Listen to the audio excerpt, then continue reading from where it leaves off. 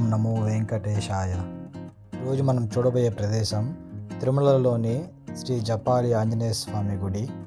తిరుపతిలోకి enter కాగానే ఈ అద్భుతమైన తిరుమల కొండలు. ఇక మనం బండి మీద తిరుమల ఘాట్ రోడ్లో ఇలాగా ప్రయాణించగలం. ఇలా ప్రయాణిస్తుంటే చాలా బాగుంది ఈ ప్రకృతి. ఇలా తిరుమల ఘాట్ రోడ్స్లో మనం వెళ్తుంటే ఆ అందమైన కొండలు మరియు అడవి మొత్తం మనం ఈ విధంగా చూడగలం. మేమైతే ఈసారి బైక్ మీద ఇలాగా కొంచెం ట్రై చేసాము. మొదట ఆ వెంకటేశ్వరుని సన్నిధిని ఇలా దర్శించుకోగలం మనం.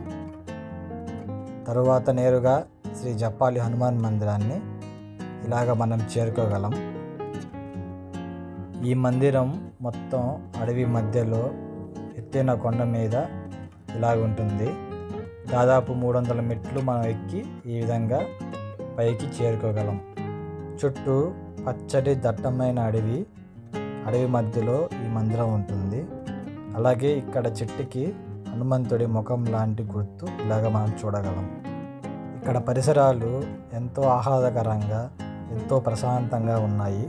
ఇక ఇది శ్రీ జపాలి హనుమాన్ మందిరం ఇలా చూడగలం.